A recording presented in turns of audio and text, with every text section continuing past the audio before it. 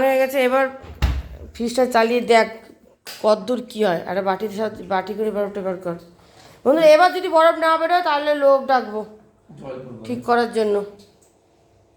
দাঁড়া,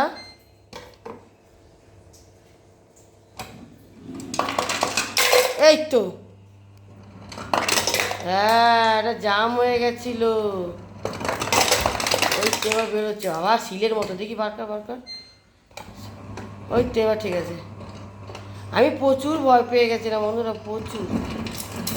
ওই তো ঠিক আছে এবার। ছেলে কিন্তু বলছিল মা তুমি সারা রাত্রি ফ্রিজটা বন্ধ করে দেখো কি হয়। এই দেখো এবার ঠিক আছে গো, আমার মনটা এবার শান্তি হচ্ছে।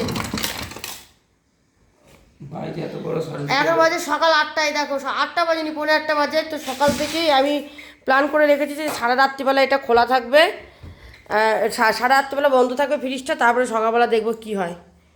মনটা আমার শান্তি হলো গো। এত দামের একটা জিনিস বলো যদি নষ্ট হয়। ছেলে বলছিল মা তোমার, ওই দেখো পড়ছে বরফ, ওই দেখো দেখেছে। এবার আমার মনটা শান্তি, এখন বরফ জমবে, এখন বরফ জমবে। দেখো ঘরের অবস্থা কি হলো, ইস ঘরের কি অবস্থা হয়েছে দেখেছো। ওই দেখো কত বরফ। বাবু বরফ এই বেসিংয়ে ফেল, বরফগুলো এই বেসিংয়ে ফেল, তাড়াতাড়ি ফেল,